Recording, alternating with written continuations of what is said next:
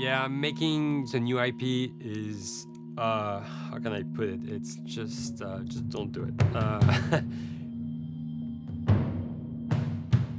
It's insane. I mean, it's a very difficult process. You have more questions than you have answers, especially when you come from like, you've been making Uncharted 1 and Uncharted 2, just kind of like, now like things are going, you just kind of like good momentum, and then suddenly that momentum like just drops, it stops. It's a very challenging process to create a new IP, and you're gonna fail over and over again, but that's what it takes. New IPs are really hard. They're hard because you don't know what's fun yet. You're building new tech, new AI, establishing new characters, new art, all this. You don't get to get that controller in your hand for like 6 months to a year. You don't know what it is yet. I remember like ages ago coming on the project and what are the infected gonna do? Like, what are they gonna do? They're gonna behave like this. I'm like, okay, we're like trying to imagine what's gonna happen. Fast forward like 4 months, they don't do that at all because it didn't work, right? It's hard mode, right? Like it's game development on hard, on expert. There's a big thing about making a game, right? Which is a game has to be fun. You get your first build where everything's working. You got player mechanics. You can walk around the world. You can shoot. You can melee attack people. You've got the AI in there. They're very intelligent, very difficult. And it's totally not fun because they snuck up behind you and murdered you in a second, and there was no way to figure out what was going on. We're making a game, by the way. Hey, James.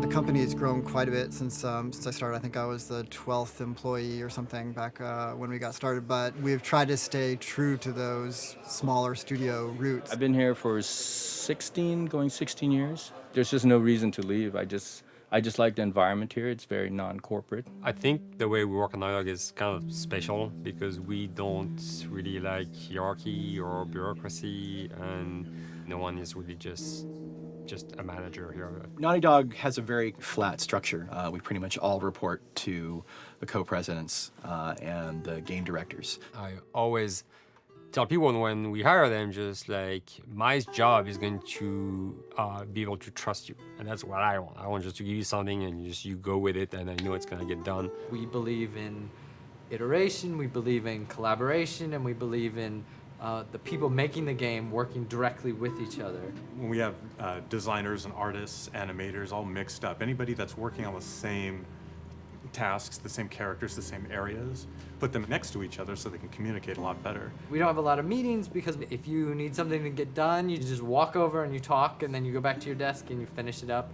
And I really like that. I like when I just walk in the office and I see just designers talking with the programmers or programmers over the animators and talking to them. I think that's when really the magic happens. Naughty Dog, we really try to cultivate a culture where anybody can criticize anybody else's work. And we encourage people to be blunt about it and not try to sugarcoat it too much. It takes too long to be nice sometimes.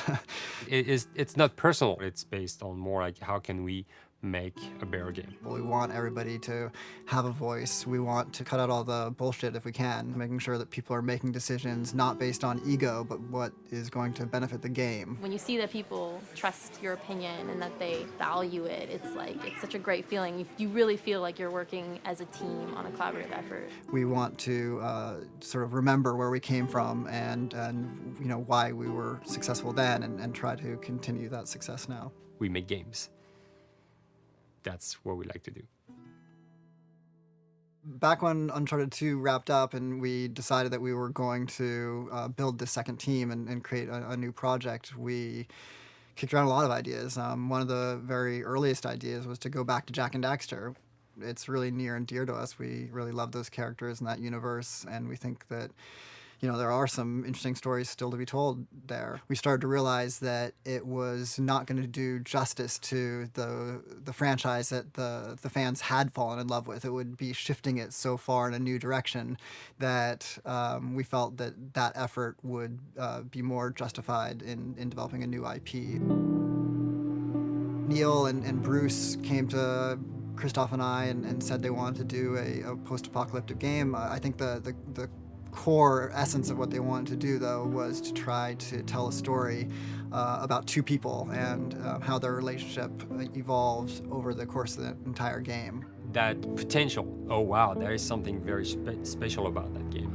This is going to be polished. Like, you're not sure if it's gonna work or not, and you have doubts. And like, should we be doing a game like that? Should we be doing a first-person shooter? Whatever. Like, you ask yourselves all those questions. And the creative director and the game director are the core of the team that have to really see eye to eye. That's why you have that balance between like Bruce and Neil's gonna try to push the just the story and the characters, and Bruce is going to try to push that with just the gameplay as well. And so it's kind of like those guys are just trying always to find the right balance between the two. It's a very delicate process. We feel that the interactive medium has an untapped potential to touch the feelings of the player. You have that connectivity, the fact that I'm actually in the world and participating in what's happening on the screen in front of me. It gives us some sort of advantage to make you feel connected with what's actually happening. At Naughty Dog, that's what we're trying to do, is pair story and gameplay together. If we can make you feel like you're actually with these characters on that journey, and you're invested in those stories and those characters, then you're feeling, in theory, the same thing that they're feeling. As the story evolved and took different shapes and different forms, the thing that was always there was Joel and Ellie.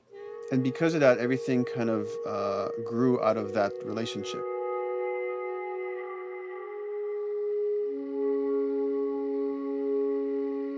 We've seen kind of that role of the anti-hero change, especially over the last 3 to 5 years, to where before it was like, the thick-neck mercenary kind of guy.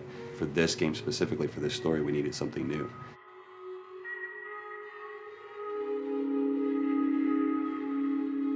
The reason we didn't want to make Ellie Joel's daughter from the get-go is because it wouldn't have anywhere to go. Of course, at that point, he'd be willing to do anything for his daughter because that is what a dad would do for his daughter. If they didn't even know each other at the beginning of the story, then we start from scratch. It's almost like the player has the same relationship to Ellie as Joel does. And we could take our time to build that relationship between these characters. And if we do it right, then the player will be feeling that same growth that Joel does. And we're kind of mirroring that emotional relationship between the two.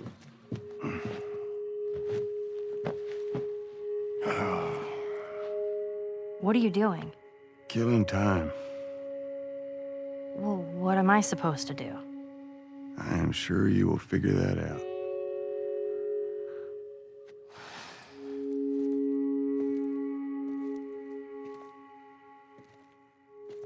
Your watch is broken. It's exciting that Neil wrote something like this, where he's like, I don't want to make the stereotypical characters. I want to make real people in this crazy situation and these forced to make decisions that are really tough. Like, what would we be like in those situations?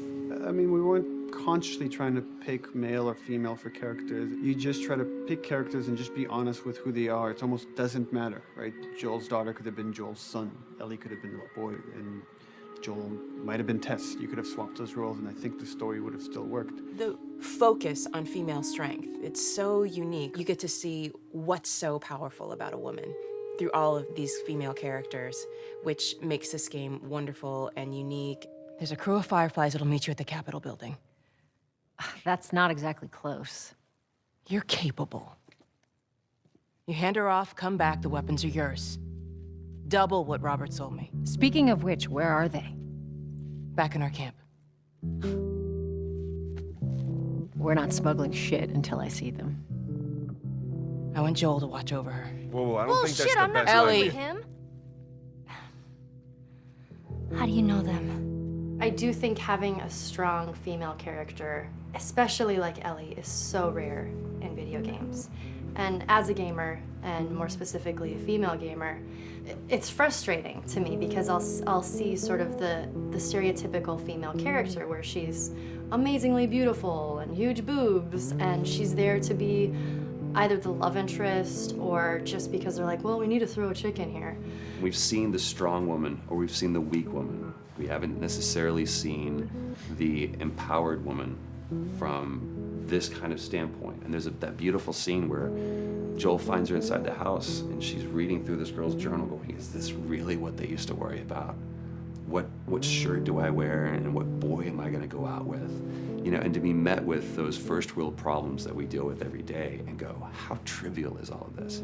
I think it's gonna resonate a lot, not just with, you know, a female audience, but with a male audience as well. The thing that was intriguing to me after the fact is knowing that we're kind of creating a female action hero in a way, and this is her origin story with Ellie.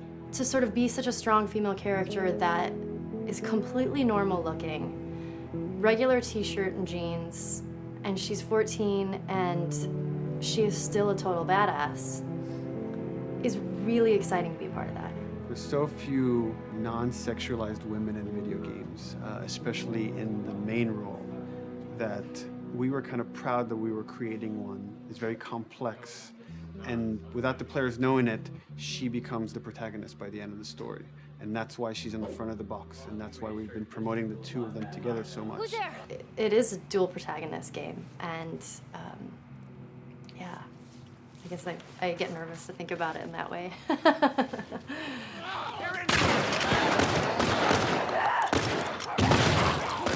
We couldn't talk about it. In fact, in interviews we've been lying about it, saying you never play as Ellie because it was so important for that to be a surprise.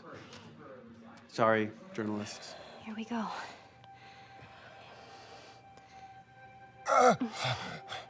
Sorry. Hold on. That's it. The tone of the game was set pretty early on that we knew that we wanted to make a really grounded story. We knew that we wanted to make the player feel the sense of tension and dread and go through the same emotional roller coaster that Joel and Ellie were going through. One of the things we kind of struggled with is to say, well, if we want to really ground this world and make it so like realistic, maybe we shouldn't have anything that could be perceived as a monster. Maybe like by just having an infection that just killed people, and it's all about humans and how they deal with this post-apocalyptic society and how different people decide to survive. Maybe that would be enough.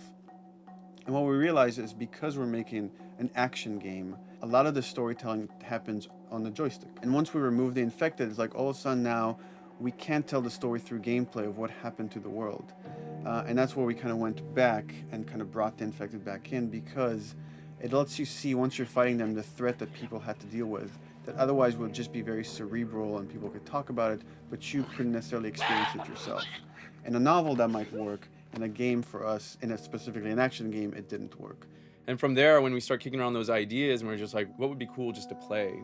The early inception for it really came from a BBC video we saw called Planet Earth, where they were talking about a cordyceps fungus. This cordyceps fungus gets inside of the brain and controls these ants, and mandibles start chomping, they grow up to higher areas, cordyceps fungus sprouts out, and then it germinates. And essentially uses them to spread its infection and take over whole colonies, sometimes wiping them out. As soon as we saw it, we were intrigued by the idea of, what if it jumped to humans?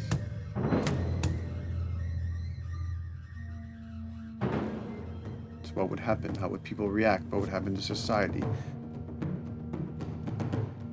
As we're trying to develop the look of the infected, we went through so many different iterations, some that looked really alien and subhuman, some that looked just essentially like zombies, and we couldn't find like an original place for them.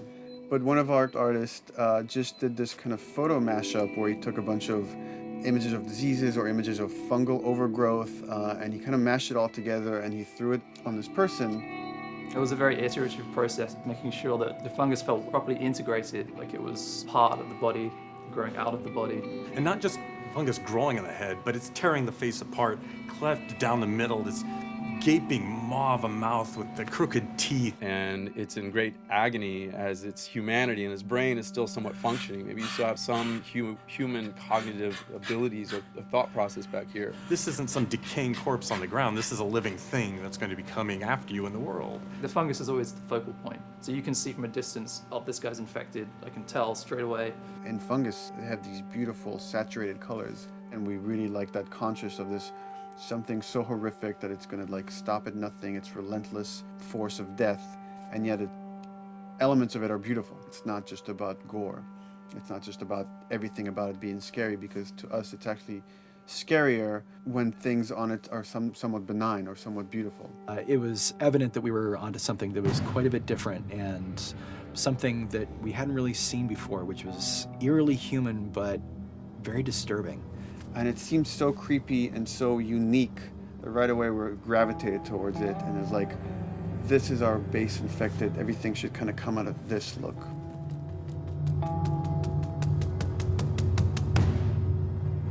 So once we had this idea of the face-splitting kind of look that eventually became what we called the clicker stage. We went to great lengths to create a full biological cycle for these things. So in the early stages, you don't actually see too many signs of the fungus surfacing out of the skin. It's kind of underneath it, like people have lumps starting to show. The eyes will be kind of cloudy or lopsided because the fungus kind of originates inside the head. That moves into the next phase, which is the clicking phase. And if they mess with the eyes, we end up saying, well, how do they get around? Oh, echolocation. And they use a form of echolocation to track down their enemies.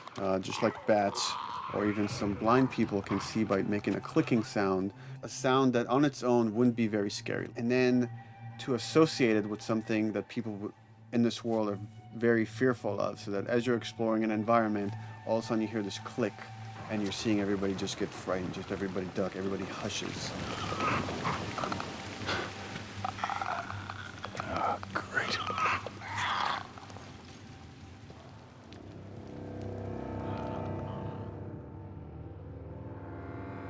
The bloater is the most severe of the stages. So large pieces of the body has been replaced by these kind of fungal plates. The fungus completely takes over the body and blooms. They're kind of covered in things that have been growing on them. Things like moss and like little life on life kind of. What the fuck is that? Goddamn bloater! When an infected feels like it's going to die, it finds like a dark corner, and it becomes part of the environment. The human elements aren't there anymore. And then the body is gone. They lay down and sprout and then spew spores. And if people can breathe those spores, they become infected as well. It all had to kind of make sense of how each stage flowed from one to the other. And that's hopefully how we've created a world that you can kind of look through it and understand the science behind it and say, I could buy this, I could get into this.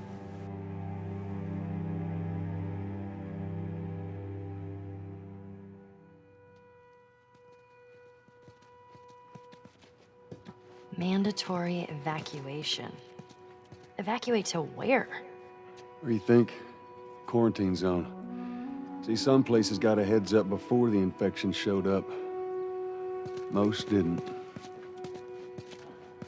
Over the course of Joel and Ellie's journey through this game across America, You find all these different societies, all these different enclaves, and you get to see how do they deal with the infected. without the manifestation of this infection, you can't have these people making those interesting choices.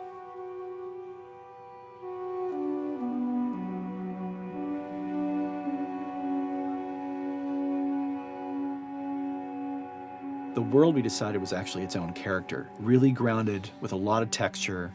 What happens, after 20 years of the fall of man, when no one's taking care of anything?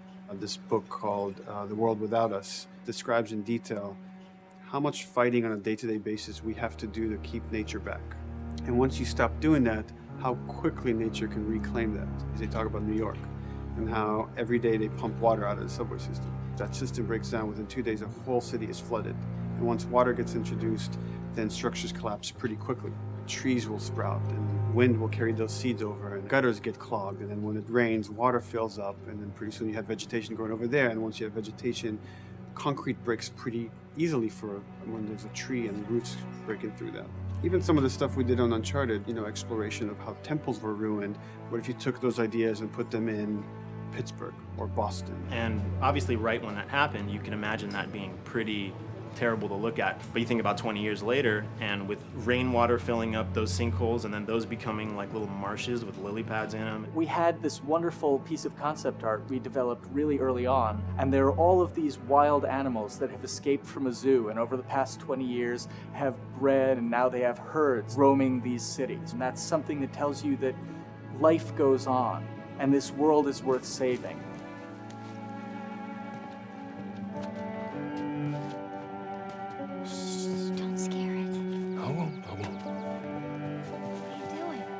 There's something really pretty about nature reclaiming its domain once we are gone.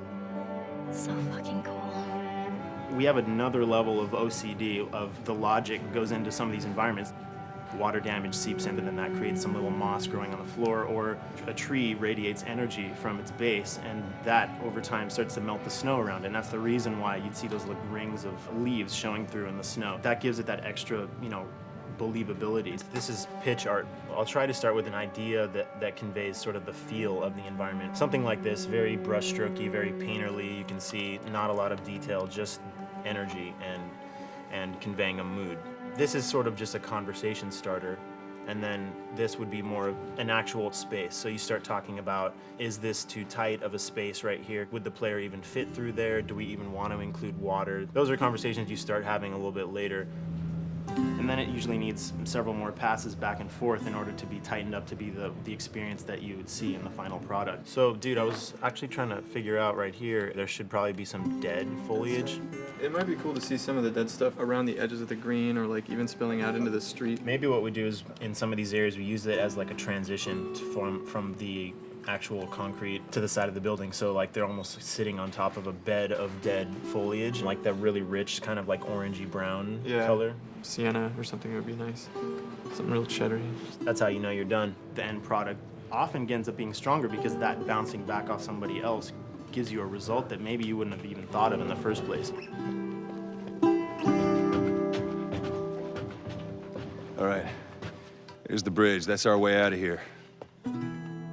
As far as concept art goes, definitely the ultimate goal is just helping everybody as much as possible. Me and the background artist will work together. I'll often just go to them because they've got like a really, really good like visual imagination. At some point, you came in almost like flat on. So that's kind of good because the bus station is right in your peripheral view, and you're probably going to enter the bus station. You're probably not going to get lost. But it doesn't at all utilize this cool architecture here, like the bus station sign. Like that's a really distinctive silhouette, and it's a really interesting sort of architectural detail. So we changed the entrance. Look at that. Another city, another abandoned quarantine zone. I think it's a better composition anyway. It's not so like symmetrical. And I think that was done so that this sign read better. If you didn't see the word bus on it, you might not know it's a bus station. So I think that helps. Everything we're doing in the environments is relating back to what you should be feeling in the story or what's happening to these characters. So is that everything you hoped for? Jury's still out. But man, can't deny that view.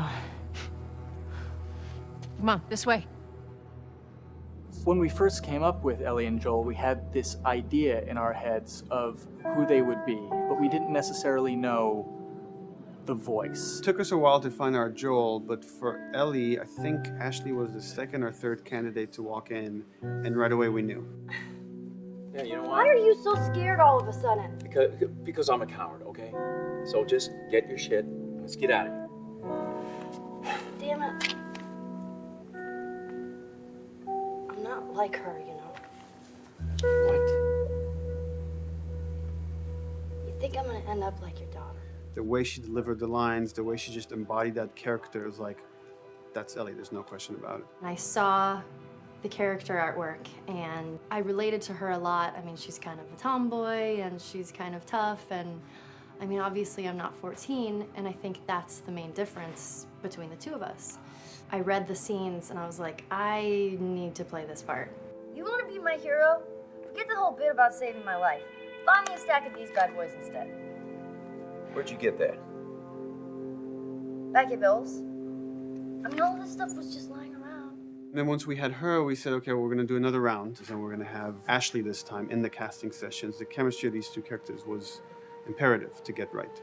Troy was a really interesting casting for Joel because when you see Troy, he doesn't look like Joel at all. You know, he's so handsome and he had like, you know, the frosty hair and totally looked like Final Fantasy. And so I'm like, yeah, I don't know. He's like this tall, pretty. It didn't seem right. I walked into the room fully aware that I was the youngest person that they were seeing for this role. There was a line that was in the audition side that says that Joel has few moral lines left to cross. And so that became the anchor point to the character. But then as soon as he spoke, and he had the grit in his voice. Warm, yet kind of dangerous. And his movement is just like, you bought into it. Why are you so scared all of a sudden? Because I'm a big coward, okay? Now pack up your shit and let's go. God damn it. I'm not her, you know. What? You think I'm gonna end up like your daughter? Lily, you are treading on some very thin ice right now. It was Ellie and Joel. after he read, it was just like that was it. I've done some video games in the past, but to be handed the mantle of a franchise like this was a pretty big honor. Is she alive? She's alive. She's David's newest pet. Ah! Where? In the town. She's in the town.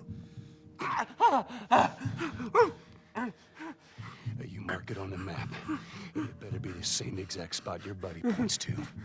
Neil pulled me aside one day, and he said, I have some ideas. And as you're well aware, Neil is a little twisted. He came up with this character, and, you know, I just jumped at it. It was such a departure from everything I've done here for Naughty Dog, to say the least. Name's David. This here's my friend James. We're from a larger group.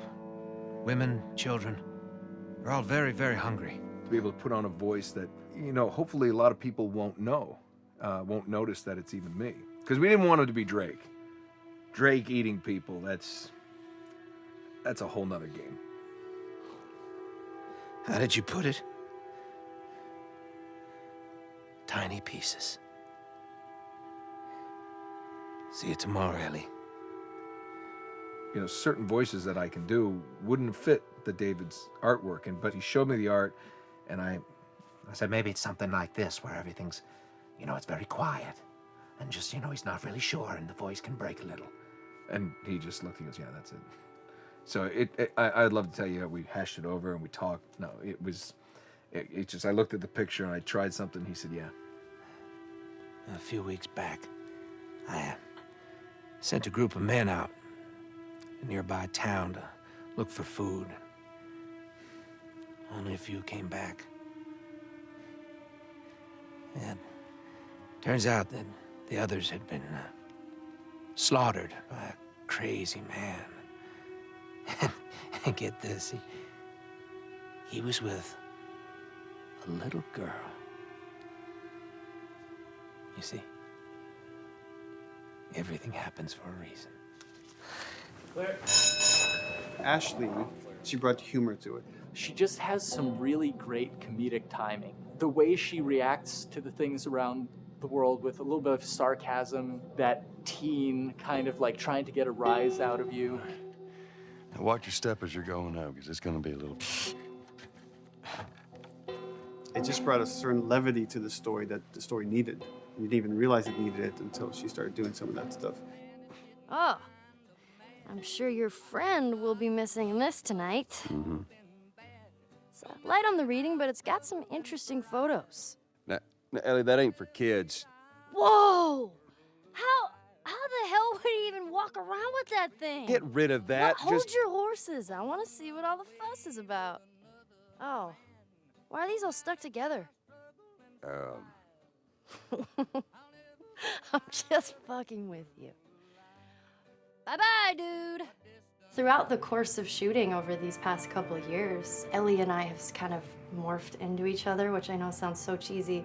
Neil always asks, he's like, well, what would you do in this situation? I think the most important thing that Ashley brought is a sense of capability to Ellie's character that wasn't there in the beginning. The very first thing we shot involved her being pulled out of a car and attacked, and Joel was supposed to go save her. It was written that Ellie sort of was just kind of watching on the side, just waiting till he was done, and I was a little frustrated because I was like, well, if this were real life, I would do something. We did a couple takes, and at some point she walked up to me and she said, I feel like I'd hit him.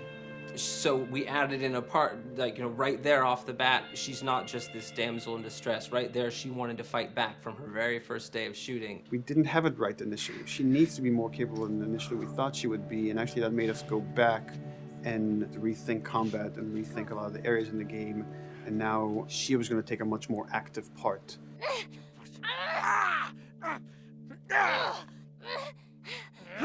Anything that requires, a lot of body movement, we do with the actors on the mocap stage. And we try as much as possible to use our actual principal actors, use their body motion as well as their voice. We capture it all at once there on the stage. Having the actors perform as well as being recorded at the same time was imperative to get an accurate performance. Because every time you split up the performance in any way, you lose some of that magic where they did a gesture or they delivered the line a certain way. And those things have to be in sync, or there's just something subconscious that's like off-putting about the performance when you don't do it that way. You are treading on some mighty thin ice here. I'm sorry about your daughter, Joel, but I have lost people too. You have no idea what loss is. Everyone I have cared for has either died or left me. Everyone fucking except for you. So don't tell me that I would be safer with someone else, because the truth is I would just be more scared. It gives you the most authentic, most realistic performance, because you're actually there, not just making your own choices, but making your own choices based on the other people that are involved in that scene. And so you get this truly natural approach to things, and it shows up. It's like theater in the round. You can do anything from any angle, and the smallest, most subtle thing we'll be able to pick up. There's no place to hide. So you have to be as prepared as possible, because you have no idea which moments they're going to use. There are these little improv moments and, little nuances that you get that probably isn't scripted, that just comes out of play, while they're performing. That mistake that is just blossomed into a really good idea. Did we improv on The Last of Us? Yes. Yes, we did. Doing this was a whole lot like being 5 playing in the backyard with a stick, and this is my machine gun, and and a pine cone is my hand grenade. It's all your imagination. I'm doing the exact same shit that I did 45 years ago. I just get paid for it now. We square. We're square. And get the fuck out of my town. I don't do a lot of voiceover work, so for me, it was nice to be able to work off of your other actors. I can't imagine it working in any other way. I'd never done mocap before. I didn't know what to expect. The suits were crazy. Yeah, the suit gave me wedgies. Like, deep wedgies that I had to pick out with my middle finger. Too much information. Just how damn sexy I look in a motion capture suit. I look like 10-pound of sausage in a 5-pound casing in that thing, man. Once you get past the fact that like everybody else and you look like weird clown people with these little dots and stuff, once you like give over to that, it really was pretty easy to make it just feel like you're in the moment and in the scene. Everyone that was on this is a slam dunk. This isn't just another gig to them. And that creates a really cool energy for people to really start experimenting and playing jazz. Floor is yours. And action.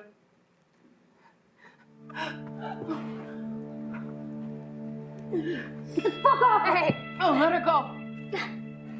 Don't worry, this is fixable. But I can't come with you. Well, then I'm staying. Ellie, I want Joel to watch over. Oh, no. Bullshit, I have no Ellie. problem with him. I could just take her to the North Tunnel and wait for me there. Jesus Christ. Just cargo, Joel. How do you know them? You know, we craft the scene out until it has a good feel, and then we pass it off to animation to clean it up. Real life motions don't necessarily always translate into gameplay. There's something that's usually missing, so we have to, maybe enhance the gesture or enhance the shoulder movements or a breath that you want to be able to feel, but you don't really see it, so you can't really feel it unless you see it. Is everything all right? Yeah, everything's fine. I could have him lean in here a little bit more, like this, take his hand down. When they're on stage, they don't necessarily have windows, so that weight of like really pushing and leaning in, that's something that we would have to accentuate. Give him a little bit more weight on that turn, or put his head down a little bit more. There's a lot of dialogue that gets said between the two characters. We have to bring that alive through animation, and we have what we're using as gestures. Why would they mow down all these people? Can't let everyone in. If you turned off the sound, you'd know that they were talking to each other. And that really helps accentuate the relationship that the two have together. We have certain animations that play in the beginning of the game on Ellie. She's traveling with Joel, who she doesn't really know. There's a lot of gestures to make her look nervous, just her overall stance. Later on in the game, they develop a relationship through the animation, not just the dialogue. You can see that she's more comfortable around him. If that reads well with the player, then, we're doing our job.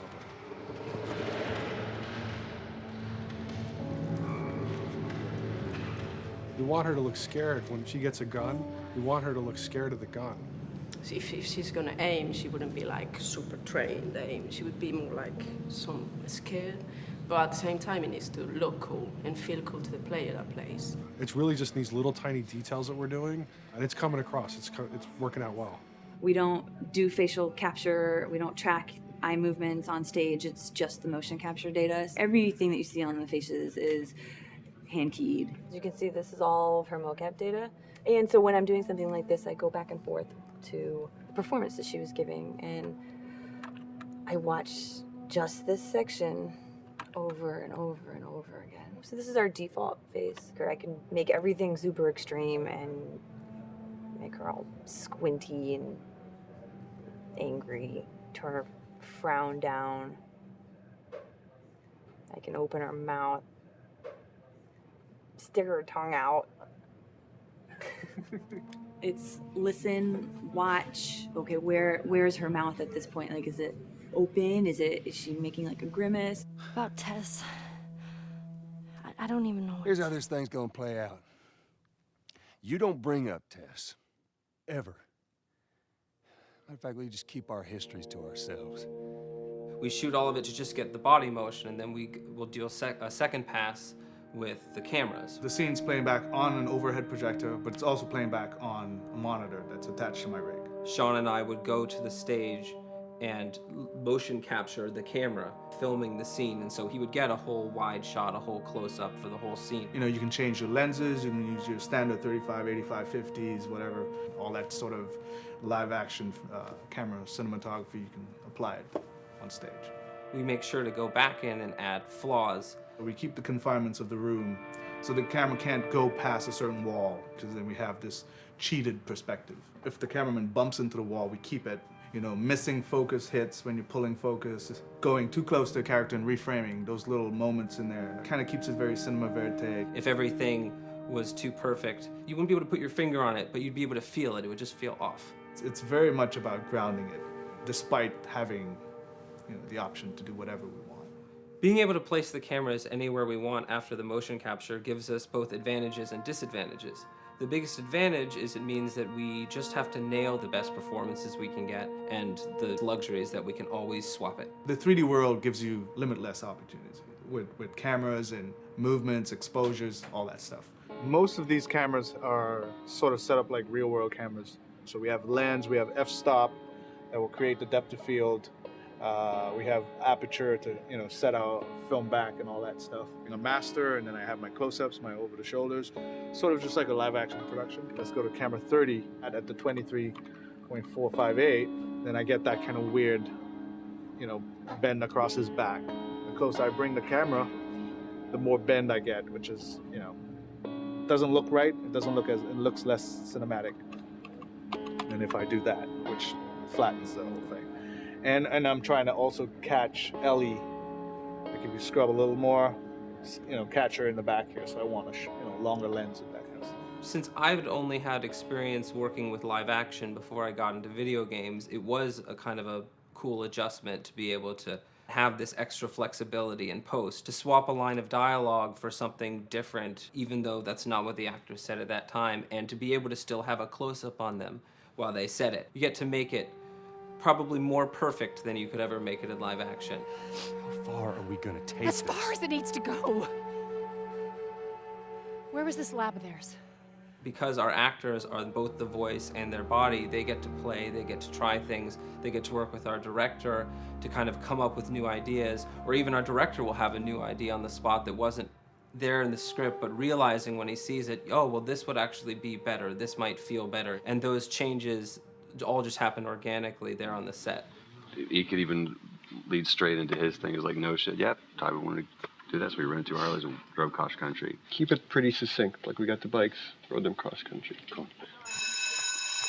It's shocking to me that this is Neil's first time directing. There was a specific tone and a specific approach that Neil and Bruce wanted to take with this. It just came down to there's nobody who knows the story better than you, and then there's nobody that knows these characters better than you. Why don't you just do this? He and I actually had a conversation about it. He says, I think I'm going to try this myself, and I'm not sure. Neil was fantastic. The floor is yours. Okay, so remember, you've been running away from this turret-mounted truck. If you come to this dead end, you're going to look up and see a potential way out. And action. Check it out.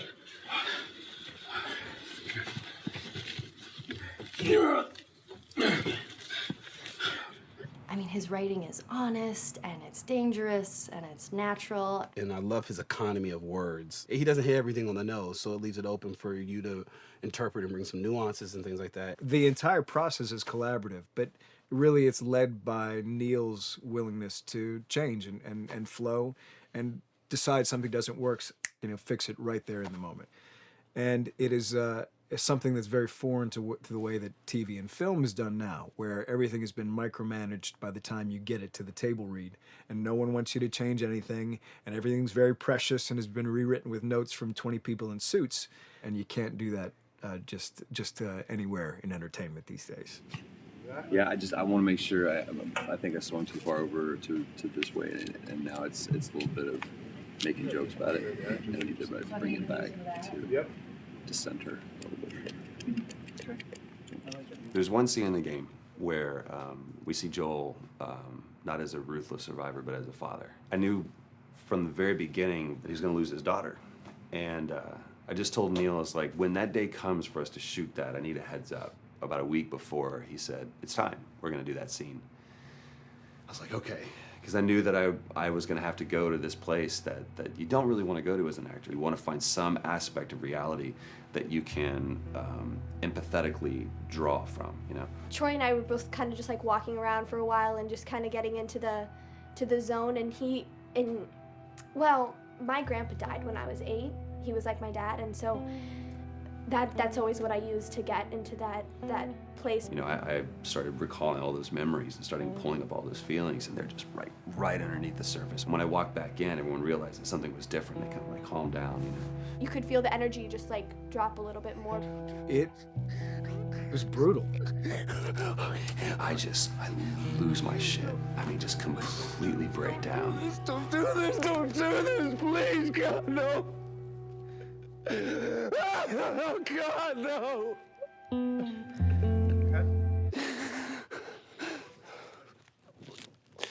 The soundstage was deathly still. That was the first take, and I felt really good about it. And it's like Neil said, okay, let's do it again. And so you do it again, and then automatically you feel like you're manufacturing because you're trying to go back to that place, and you're in that actor nightmare of trying to get back to that reality. And we go through it again in 5th and 6th and 7th take, and I'm just exhausted. I'm crying between takes, and I'm looking at Neil going, this is really, really hard. And finally, after like the 8th or 9th take, he said, all right, I think we got it. I was like, oh, thank God. And I went outside, and I was just jacked up for the rest of the day. Just a wreck emotionally. But we got it. Then 2 weeks later, he calls me. And he says, so we need to reshoot a scene. I'm like, cool, what scene are we doing? And he just looks at me. I said, dude, don't do this to me. And you can either at that moment throw your hands up in the air and say, fuck this, and walk away, or you can say, okay, this is an opportunity to get it more right. I'm like, okay, all right, you don't think you got it? I'm gonna show you that you got it. We've got it in the can. And so we go through it again, and it just feels fake, feels artificial. And Neil goes, go through it again. We start doing it again, and I'm getting madder and madder with each take. And finally, about the fourth take, Neil comes over to me, and I love him so much. He goes, so I'm picking up on some resistance. I was like, you're damn right you're picking up on some resistance. We've got this in the can already, and we're just wasting our time, and we're wasting all this effort and energy. And then he started talking me through the scene. And he's like, what I need you to do is I need you to just strip yourself of all these ideas, and I need you to hit this beat, and this beat, and this beat, and this beat, which just makes it sound so mechanical, and it's such an emotional scene. So we start going through it, and literally I am mindlessly doing these things at this point. Okay? I know it hurts, baby. I know. So I'm gonna lift you up. I'm gonna lift you up. I'm gonna get you over here. Come on, baby. Come on, work with me, please. God, baby. Sarah. Sarah! Don't do this to me, baby. Don't do this to me, baby. Come on. Come. And he stops, he goes, now we got it. And I realized that the reason why I wanted that first take to work was because I wanted everyone to look at me and go, wow, what an actor. And that's not what the scene needed. Those moments where you just have to sort of calm your ego down and just go back and do your work. That scene actually works, not because of me, but in spite of me. And that really is the marker and definition of working with a truly good director. There are many like it, but this one is yours. Why don't you have a seat?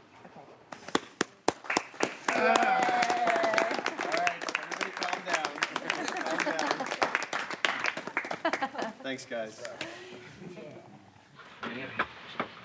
The director's chair. Working on the project, we knew we wanted to have a pretty minimalist soundtrack. And we had a folder where we just throw music in there. Looked at the folder one day and we saw, we have a lot of stuff here from Gustavo Santaolalla. We're looking for a composer. What if we reached out to him? Oh, no. Sarah.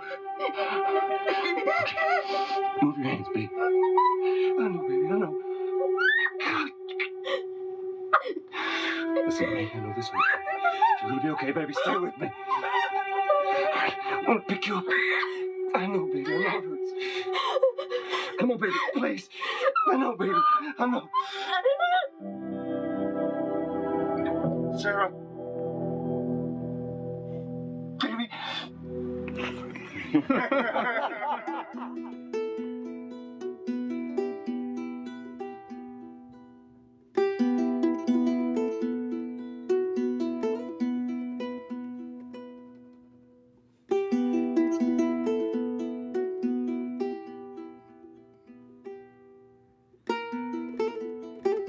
My life has been and still is kind of like a road movie. I grew up in Argentina. I came to the United States in 1978 because we had a horrible political situation in Argentina. We had a military dictatorship where 30,000 people disappeared at the hands of the government and many other more were tortured, and I was blacklisted. It was just impossible for me to keep on living there. I've been jailed many times since I was probably 15 years old just because I had long hair and I play an electric guitar. So I had to embark on this trip. I can relate to that kind of need of movement and going to the next place and the next place and the next step. I'm always attracted to the possibility of getting involved with a project from the very beginning. I like to work from the script and talking to the director. It's never been, oh, give me a piece like this, or give me a music that's this. It's just been very high level. Here's what the story's about. Here are the themes. Go write some stuff. Since I don't know how to really read or write music, the way I produce music is actually recording it. So I like to come early in the projects, and I did in The Last of Us.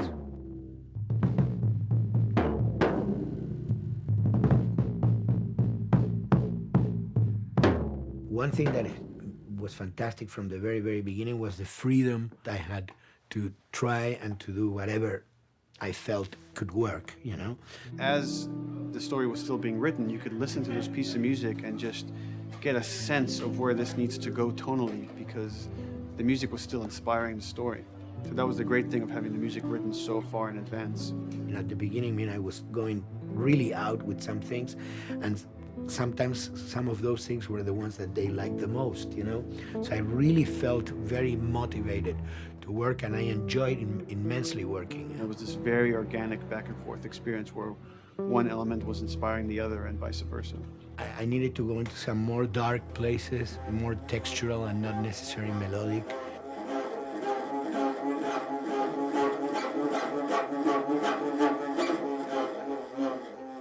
I'm always trying to sort of push myself into playing instruments that I don't know how to play. There's an element of danger and innocence.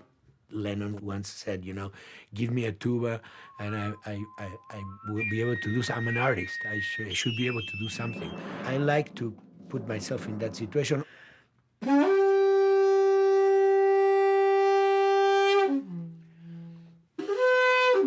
So these are just PVC pipes, the one you use, you know, in construction.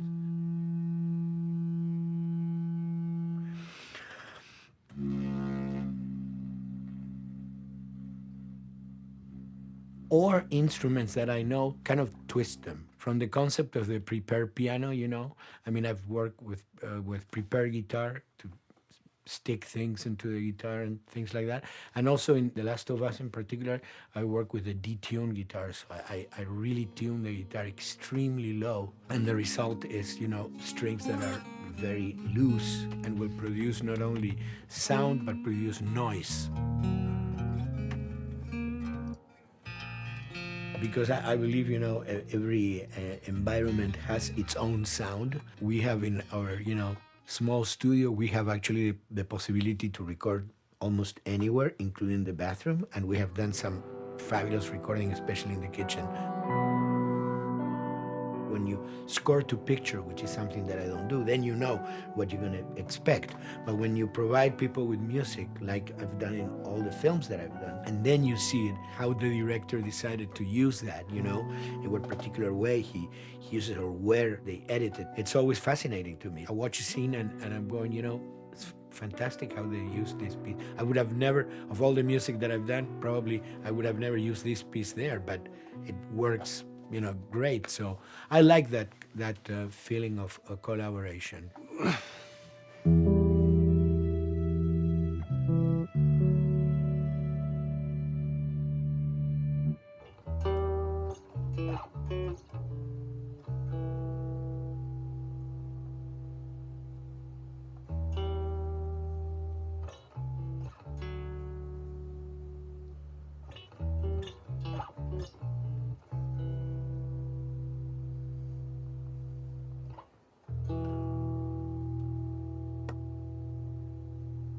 I think, you know, the guys also that work in programming and adapting that music to the game, they should share a lot of the credit for the end result. In the beginning, there was silence. Yes. Then they hired sound designers. Then they regretted that decision.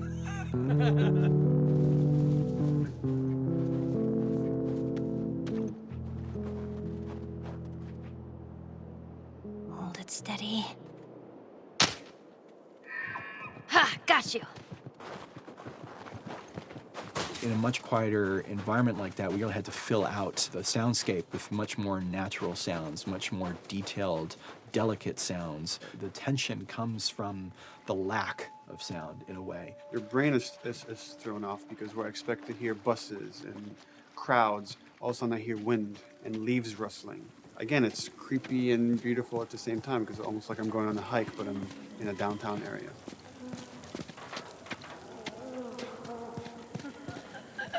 Get up over this truck. Let's see what we can find.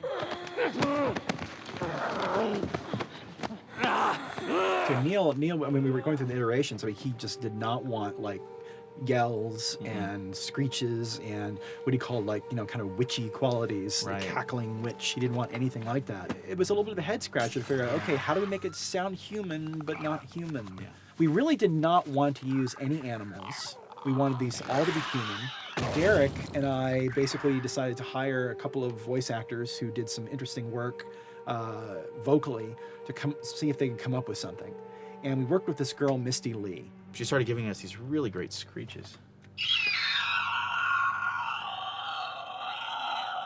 And that's no process. Yeah, that's just her voice.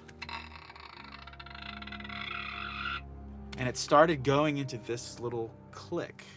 We also used a little bit of Phil's voice.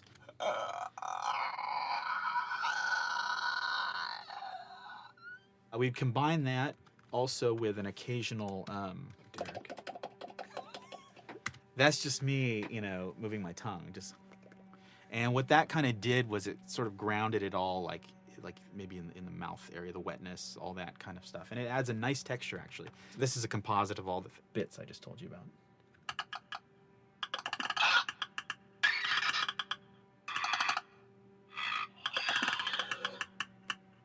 Sounds like a Snapple bottle. Oh, the lid? Like the lid, yeah. That's a good idea.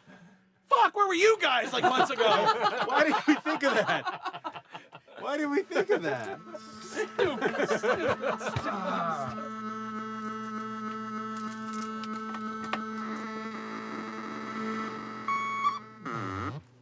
Viewers at home, you're probably wondering what this is. Let me tell you. About 10 years ago, I saw this Synthi A suitcase synth. I wanted to get one. This finally arrived in January, just in time to start using. I thought, well, what can I do with this?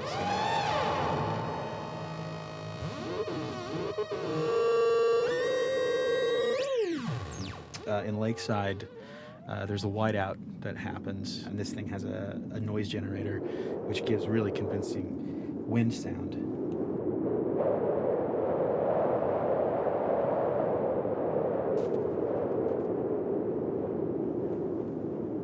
The military still has technology. There's sirens and alarms, so I wanted to try some new concepts.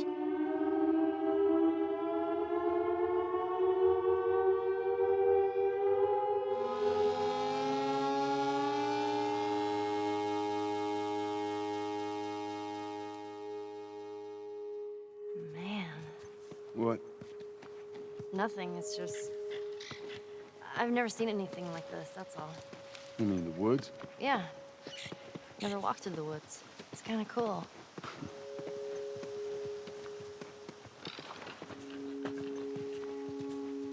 We consciously take in consideration lighting in the beginning. Most of the game, we don't really have any real man-made light sources, so everything is naturally lit. In the past, we could use a lot of artificial light, but in a world that has no electricity. We have to hide most of the time, and that requires getting very close to certain assets. Just stay back.